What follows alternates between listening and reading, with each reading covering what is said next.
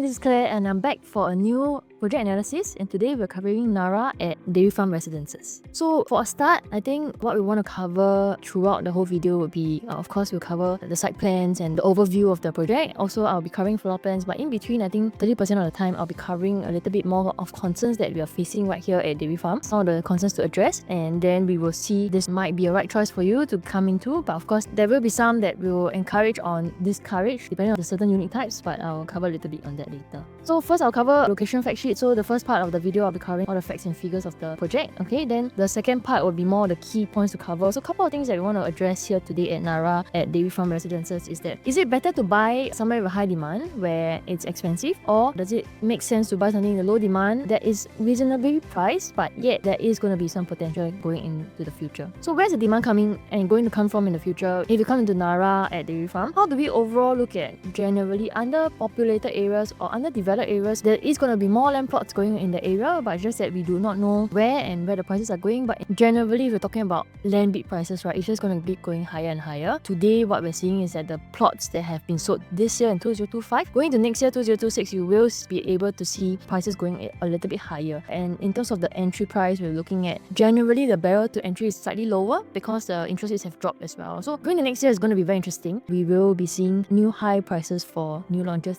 going to next year. And then for resale, because it's relatively slower in the year of 2025, we also want to see whether that will pick up with the interest rates drops, and also understanding what's the gap between the resale and the new properties today. Then after that, we'll cover the unit types. I'll cover all the floor plans and also more like the top choices of what I will go for. And then lastly, the key points to note going to Narra Residences. So let's get started. So Narra Residences is situated at Dairy Farm. What we do see is that, so there's a split between Hillview, right? On the left side of Hillview Station, you get the Hillview 2. There's Midwood over there. There's also Hill Heaven, and then there's a lot of freehold or 999 properties over there that have been around for a couple of decades already. Dairy Farm used to be quite empty. Generally, there are only a couple of projects over there, but recently, government has kind of released those lands for sale, and there are more coming up. So later, I'll share with you the URF master plan as well. So relatively new area, but yet you're also kind of in between where Bukit Timah Nature Reserve is and Chestnut Nature Reserve. So it's quite a nice walk actually if you want to take a walk all the way to Bukit Timah. At the same time, we also want to acknowledge that actually it's quite rare for you to be able to be an area where there's a lot of nature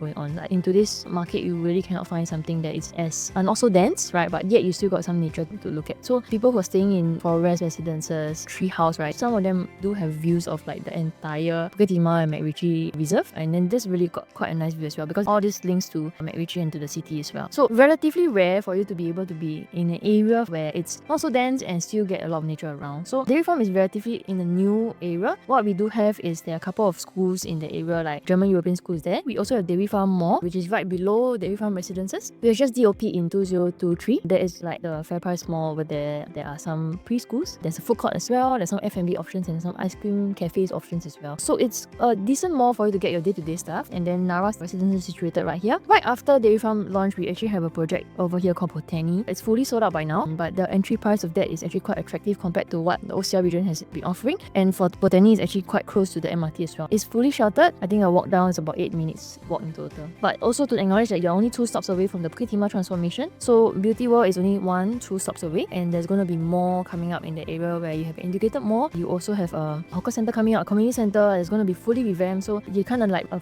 couple of stops away from the busyness of the area where you get your amenities, but yet you can come home to like a little bit more nature and nice view to get home to. So that's for the location wise, but I think what I want to really deep dive into today in today's video is really understanding where the demand and supply factors are coming to this area. If you're buying this for investment and you want to be able to make something out of it, what your rough holding period is going to be like, and what would affect the profit that you make at the end of the day. Okay, so fact sheet, this is 99 years from 2025. There are quite a number of blocks over here. They are all different story heights. So later I'll share with you on the site plan of how the units will look like. Okay, overall we have 540 units. There are also 4 commercial units. If I'm not wrong, they're going to be put up for sale. So you may have some cafes or a mini mart or laundro mat area for you to be able to access. But of course, right opposite you is Dairy Farm Mall, where you have FairPrice Finance over there. TOP likely 2030. So right now, I've been noticing that the building times, depending on developer as well, they are actually building quite fast. So for example, Tembusugan just got TOP this week, but actually it's about 1 year ahead of schedule. So it can be a good thing, it can not be a good thing for people who kind of planning their accommodation while renting or while having other plans, right? For you to be able to get the keys faster, like maybe 1 year ahead, right? That will also mean that it hits TOP straight away and then you need to start paying the mortgage. But at the same time, today we're running on quite low interest rates. So it's always good to prepare for you to buffer like maybe 3 quarters or 1 year in advance from the promised TOP date. But of course, you don't know what will happen from now until 2030. It's gonna be 4 years time. If COVID hits again, then there may be some delays in construction as well. There are quite a number of units to choose from in terms of the layout and the differences. So later I'll lay out all the differences for all the layout. There's only 3 units of the 1 plus study that's situated on the first floor. And then there's the 2-bedroom compact, 2-bedroom premium, and then there are quite a number of 3-bedroom layouts, and then finally the bigger 4 to 5 bedrooms. From my take, I think the 4 and 5 bedrooms, because they are slightly lesser as well, but the quantum is going to be quite huge. I think in terms of the sale of the property, they may not move that quickly. So of course, I feel right now at this juncture, I think the 3 bedrooms, if you're looking at something more comfortable to stay and also be able to sell fast, I think the 3 bedrooms will be the safest bet here at Narra Residences. Okay, so let me explain a little bit further later. So now we come to the site plan. So the tallest block is actually over here, and then there are 4 shops on this side. The ingress or outgress is over on this side. So this is actually quite an empty road so far, because right now what we do have is going to be an educational plot over here, and then there's another one that is triangular shaped. It's going to be a small residential plot, but they have not been sold yet. The education plot has also no plans at this moment. Okay, so the driveway over here is going to be a little bit more quiet. Where we are at over on this side, okay, it's going to be where Dairy Farm Residences is, and then the traffic is mostly going through there. But I think generally speaking, the traffic over here will be pretty much controlled, and it's going to be quite easily accessible to the expressway as well, because once you turn out here, you get to the expressway straight away. So maybe I'll take the next 15 minutes of the video to share with you a little bit more of the contents of this area. We also want to acknowledge certain things that are happening at Dairy Farm right now, what's going to happen in the future, and if this is going to be a safe investment for you or not. So today what we're seeing at Dairy Farm Residences, having spent some time at Dairy Farm as well, selling a unit over there, couple of things, right? One, there's no good schools. It's not very near the MRT. I think if you want to walk from Dairy Farm Residences to Hillview MRT, it's going to take about 10-minute walk, maybe 80% sheltered. Amenities are not fully the best. That means when you go down to the mall, actually it's quite relatively a quiet mall. But I feel that actually for you to be able to get fair price finest, some cafes, coffee options, food court over there, it's actually quite good. It's just that because it's not very populated in the area, the mall is relatively quiet. So in that sense, for the anchor tenants or the tenants over there to be able to survive and be able to continue doing business there, they need more people to come in, right? So that's where the whole Dairy Farm plan is at, which I'll show you a little bit more on the plan, on the UI plan later. Okay, inevitably the small units here have not so much demand, so in terms of profit it's not that much. So if you look at just 2 bedrooms over here, 3 bedrooms and 4 bedrooms in Dairy Farm Residences, the 2 bedrooms here actually barely make much of a profit for a short holding period. So for example, this latest one, right, I think because they've had on the unit for so long, this selling it just barely covers stamp duty, but holding period for 5 years. So annualized gains in terms of looking at your gross profit is only about 1%. So the percentages here are hovering around 1 to 2% returns, which of course in other products out there you can definitely get a bit more, whether it's property or other asset classes, right? I think looking at something that is 1% is actually not so much of a good deal in that sense, okay? But if you look at the 3 bedrooms, actually in terms of the gross profit of what they have already attained based on the purchase price, right, for the same holding period, actually the gains are about 3 to 4%. So that's pretty decent to this market, where we don't want to just look at profit alone, but we want to look at the value of the property that you're holding on to. Definitely for you to be able to cover your stamp duty and also some admin costs, right, it's easily able to do so for the 3 and 4 bedrooms. So you see that the 3 and 4 bedrooms in terms of the profit is actually quite reasonable. So for 3 and 4 bedrooms, actually you see that actually slightly safer in terms of coming into this area where you have own stay demand coming in. Just in a while, I'll be covering a little bit about demand and supply factors, okay, so we can understand a little bit about why in these 2 years, having just sold a property at Dairy Farm Residences, why the demand is slightly lower than the rest, okay, and a couple of factors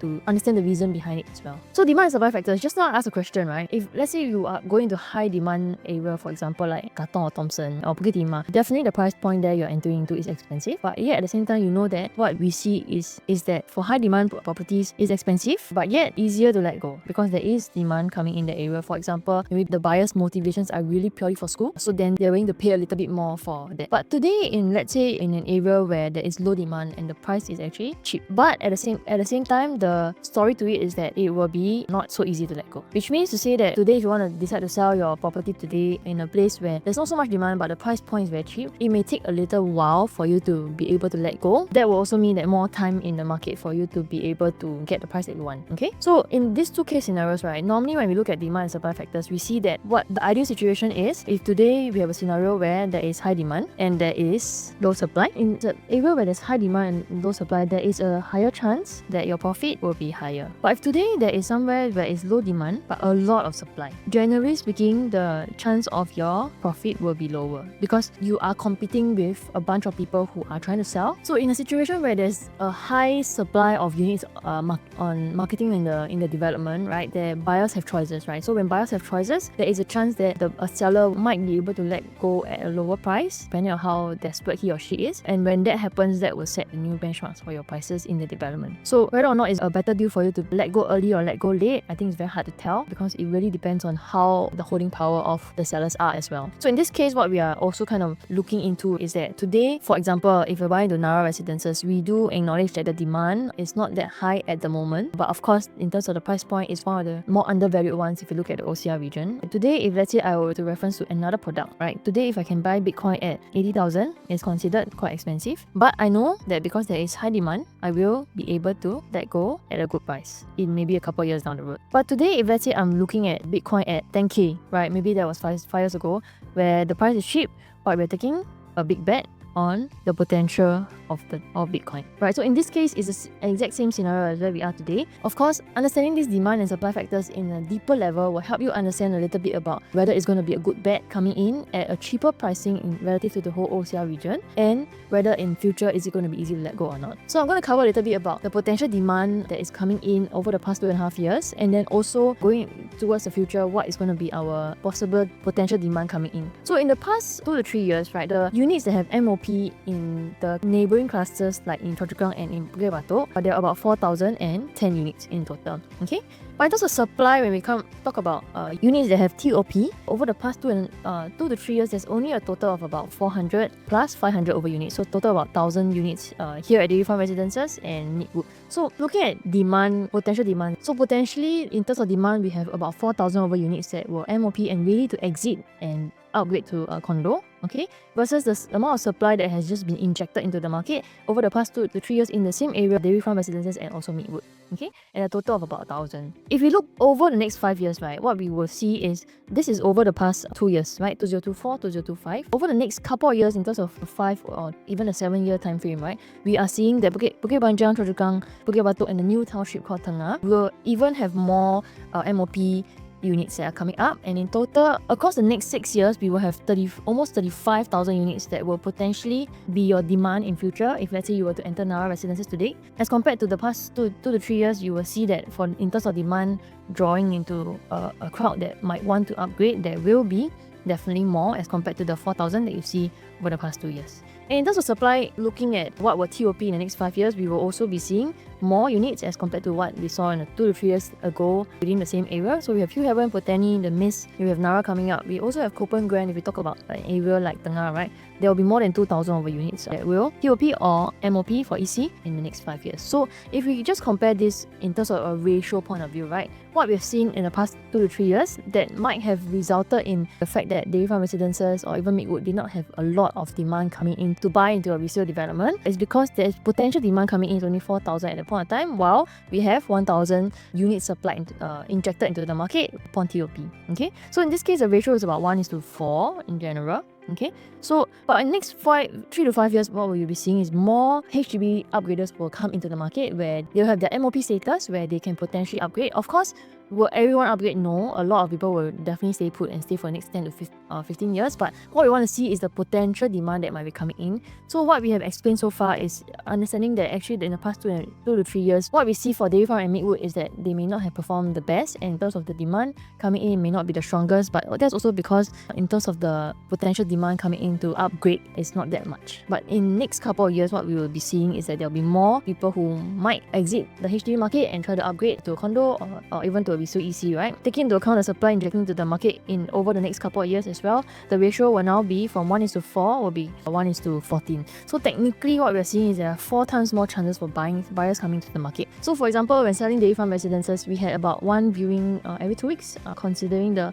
amount of marketing efforts that I have put in for selling the property. In this case, what we might be seeing is that there will be definitely more demand coming to at least to look at the area, despite having more supply generally in the market overall. But because we see that the potential demand is actually quite huge, there is a chance that there will be more chances of buyers coming to look in and looking in this area as well. the other kind of understanding that we want to get here coming into Dairy Farm Residences is looking at past history, right? All the new townships that have come up, like Sengkang, Punggol, or even Lakeside, right? When was their first condo coming up? When was their first condo launch? How has it performed over the years? And is it really a first mover advantage for you to enter into something where there is going to be more plots of residential lands coming up? And assuming it's going to be more expensive, is it going to do good for you or not? Okay, so we look at underpopulated areas. We look at Sengkang, which is the first condo in the 2000s. Punggol, the first condo is 2010. Site, first condo is 1996. So we are assuming that at that point of time that the place is not really fully developed yet, but of course there's going to be like the HDB demand coming in and all that, which is very close reference to where we are situated at Dairy Farm, where you have the whole Tengah township potentially coming to move to your area in the west, and also the Bukit Batok area, Bukit Banjar and Choa Chu Kang as well. Okay, so we look at all these three areas where the condos have been more than like 10 years at least in terms of the looking at how it has performed so far. Okay, so this is Sengkang, right? If you had entered a property in Sengkang where it's a little bit quiet in terms of like not much amenities, in terms of transportation is not really there as well, you will have entered a property at Sengkang at $400 per square foot. And today, if you had owned the property for these 20 over years, your property will have gone up about 169%. Okay, so over the years, we know that as the HDB upgraders are coming in, we also see that the price movements are actually constantly going upwards, and you will have attained 169% on your property purchase. If you look at the Lakeside area, okay, you've entered a property at, for example, 500k today, you will have sold it at 1.2 million today, and that would mean 140% gain on your property as well. Same thing for Punggol, right? Punggol is like a slightly newer town. They'll have entered a property at $900 per square foot. Today it's selling at about $1,005 per square foot, and it's up about 60%. So looking at all these stages of growth in the area, we also want to see that for Dairy Farm Residences in terms of the planning, right? So where Narra is going to be here. There's going to be an educational plot beside you. There's going to be another plot over here, and this is where Botany is, which is slightly closer to where Hillview MRT is. We have an integrated development over here, Dairy Farm Residences. And right now, this is a heavy vehicle car park, and there are going to be more plots of land that's going to be developed, including these areas as well, right? So when we have something like that, the question now comes with, if you're entering something in the 1,009 to 2,000 per square foot range, what would you be looking at in future? Let's say if you were to hold a property for the next 10 years, right? So coming to this, the question would be understanding that generally, the property prices would generally move upwards, but hopefully moderately. At the same time, what you also want to understand here is that it might take a little bit more time for you to be able to get the profits that you want, but because of what the overall URM master plan is like, there's going to be more residential plots. I think there's going to be more amenities coming in, and that will help with the prices as well. So in summary, I think what we want to also acknowledge is that from the demand and supply factors, we do see that there will be more demand coming in to flood into this area for HDB upgrades to come in, because there's going to be a lot more BTO MOP supply coming in. And the other factor is coming into this underpopulated area where you know that the price point is relatively cheaper than a lot of other areas where there's a lot of high demand, and the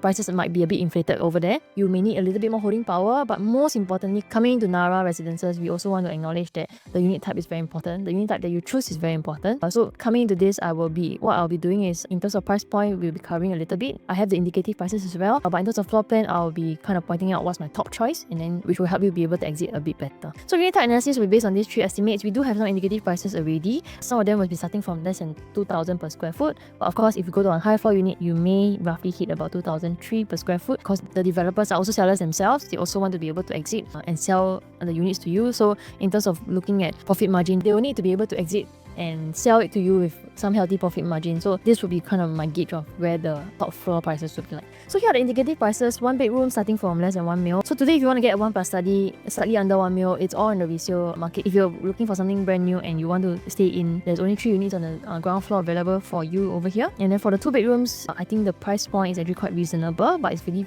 purely for own stay. I don't think in terms of investment you may make the most, but it's really purely just to be able to stay in a relatively convenient area and also some quiet at the same time. 3 bedrooms start from 1.6xx. I would think 1.68 something for the 818 square feet, which is interesting because the 818 square feet actually managed to squeeze in windows in a kitchen. It's a relatively good compact 3 bedroom over here at 1.6 plus million. You can assume it at 1.7, but in terms of the price point, I think for you to be able to get a compact 3 at 1.7 is actually quite rare for brand new already. And then the better 3 bedroom layouts are above 2, and then 4 bedrooms 2.4 something, and 5 bedrooms about 3.8, which will hit about 4. So these units will definitely be the last to go. I think in terms of the price point coming to this area, I think more of the demand will be flooded into the 3 bedroom, which I think is a wiser choice to go for. So the 1 plus study, only 3 units on the ground floor over here, 1, 2, 3. Decent size, 517. Oh, before I forget, this is also a harmonized project, so we can assume that everything that you are buying into is fully usable space. So 517 square feet with a study as well, a tuck-in study, open concept kitchen and one on the side, 1.5 meters area, which I think is pretty decent. I think for one person to stay on a ground floor unit here, facing your facilities and all that, I think is quite good a deal, and to be able to get it under 1 mil, I think it's not too bad a buy if you're buying this for own stay. Okay, so 2 bed 2 bath, primarily there are 3 layouts. Okay, so the 646 comes with enclosed kitchen without the window, and then it's a conventional like dumbbell layout kind of concept, and you get 2.8 meters living dining area, which is pretty decent in today's market. 689 square feet comes with an enclosable kitchen about the same size, just slightly longer, but it also comes with a home shelter. So in terms of the layout, for 2 bedrooms, for you to come in to buy something that has a storage space, I think is very rare. So what I'm getting from the developer this time around in terms of sensing for looking at all the floor plans, right, is that they have actually pulled out all the good layouts from different developers and kind of dump it into here. So 2 bedrooms with storage, I think even the 3 bedrooms with the dry kitchen concept that's tucked against the wall so that you get more living space and more dining area space. I think they've done that as well. They have also done a flexi room, which I'll show you a bit later, in terms of looking at how you can use a flexi room for either storage, helper's room, or even a study. I think that's a great idea. And we kind of roughly know which developers you're getting it from. So I think this whole development is a mix of good layouts in general. So if you're buying this for own stay, you need somewhere with a storage and you only want to get a 2 bedroom that's comfortable for your own stay, I think this one is one of the better layouts you can find. 700 square feet also comes with a home shelter, 2 bedrooms on each side. Okay, the kitchen comes with a window and there is a home shelter as well. Other 2 bed 2 bath layouts, primarily there is 2 bed 2 bath, there is 2 bed 2 bath with the home shelter, and then lastly there's also 2 bed 2 bath with the study with and without the home shelter. Okay, so 700 square feet, today what we can get here is what I just explained earlier, the home shelter and then the kitchen with the window. Okay, this is the same as the previous layout that I just shared. This one comes with a study, 721 square feet, a home shelter that is linked to the kitchen, so it's good in terms of looking at it from like a storage come dry pantry area, which I think is quite smart. 721 square feet, this is interesting because this one, the second one over here, comes with the home shelter and the study, right? But for this one, it comes with a bigger study, same size, but then the kitchen without the window. So if I were to choose 721 square feet, regardless of the facing, I will choose the one with a slightly smaller study and also home shelter because I think it's functional on its own. The study technically, in terms of the size difference, is actually much longer, but in terms of looking at usable space and efficiencies and the utility of the study, actually the smaller study would work about the same in terms of the functionality. So if we're looking at the 721 square feet, I would definitely choose this layout. Okay, but if you're looking at generally 2 bed 2 bath, if you want something with the lower entry price, I think this one would work in terms of looking at exit also, because when people come in and see a storage space in the 2 bed 2 bath, it will be something that is only maybe like 10% of the people in Singapore would be able to get. But of course, looking at profitability for the 2 bedrooms in this area, I think Dairy Farm Residences, because there's a lot of supply in the market but not so much demand, as more demand flooding into the Midwood area, in terms of their performance is much better. Generally speaking, I think it's closer to the MRT, and also that there's also integrated more over there. Okay, but Dairy Farm Residences, while it's integrated, I think in terms of the connectivity and accessibility is slightly lower. So in this case, for the 2 bedrooms, for people who generally don't drive, will be a little bit harder for people to accept. Okay, now we come to the 3 bed compact and the 3 bed flexi. So like I mentioned just now, 818 square feet, they have come with enclosable kitchen with a window. Okay, and then the bathrooms all have windows as well. So I think this particular layout, if you're looking at really entry price at 1.6 million, buying something for investment, I think this is a good layout. I personally sold 936 Dairy Farm Residences. It's almost the exact same layout as well.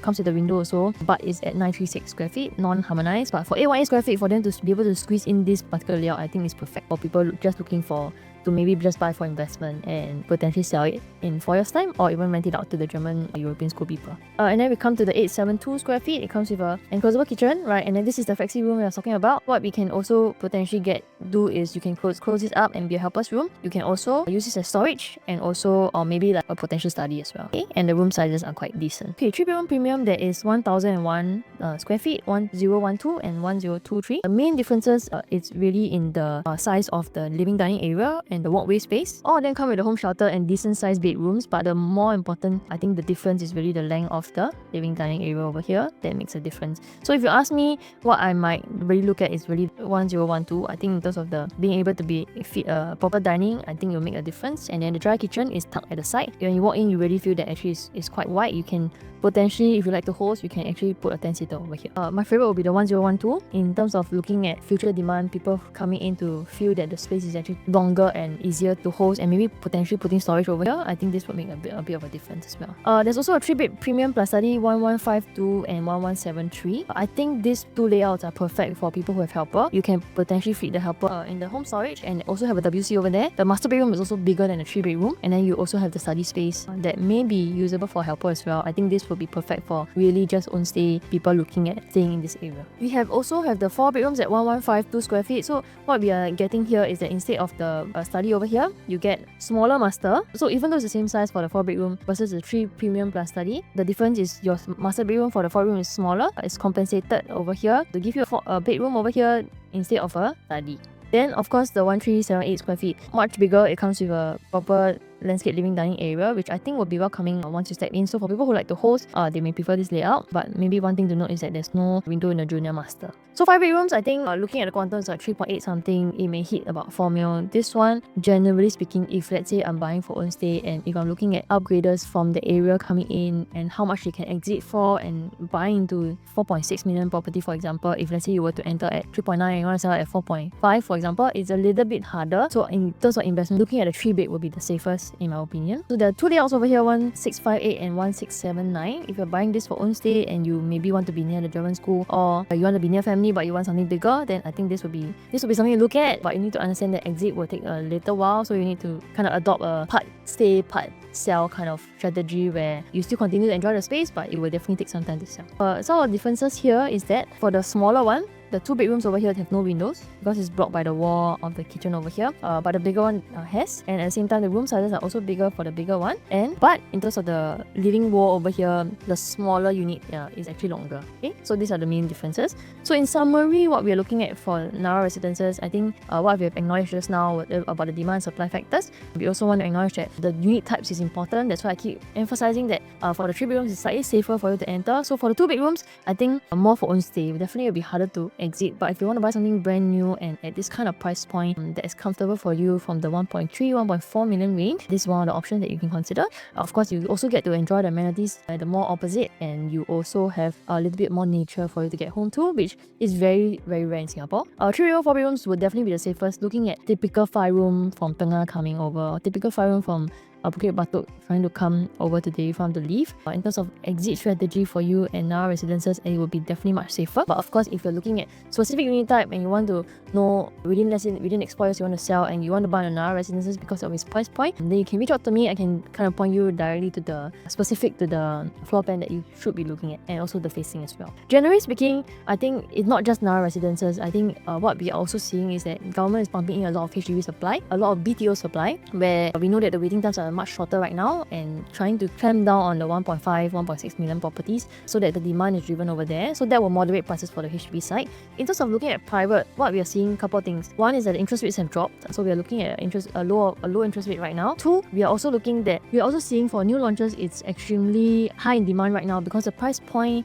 as compared to a resale property in the nearby vicinity is actually very attractive. Where, for example, for Penrith Residences, right, you may be getting a PSF that is even lower than what has been transacted at Sterling Residences, because Sterling Residences is at the peak right now. But going to 2026, we will also see that prices for new launches will hit another high at about, I think, 15-20% higher than what we see in today's market. But of course, if you're looking at new today, there are opportunities in the post-launch projects where it may TOP in the next 1 or 2 years, but there is going to be a huge opportunity because the per square foot they're entering is very low. And then going to next year, the third point would be looking at resale properties. How do you find the best undervalued property so that at least in the next 5 to 7 years, you will be able to see good profit because your entry price is the lowest. Okay, so going to Narra, I think these are a couple of things that we want to think about. And also going to next year, year when Narra is gonna launch, a couple of projects gonna launch as well, and you want to really deep dive and understand what is a solution for you, so that at this point in time where we look at spending some time in the market, right, where you hold on to a property, you also do not want to waste time. You want to know that you're spending this precious time in a product. It's going to help you in the long run as you look at the value of the property going up. So I've come to the end of the video. This is my contact number. You can also pause this video and scan the QR code to reach out to me directly if you want to. And if you have any other questions about what I've just shared, feel free to just WhatsApp me directly or give me a call. I'll see you in the next video. Bye.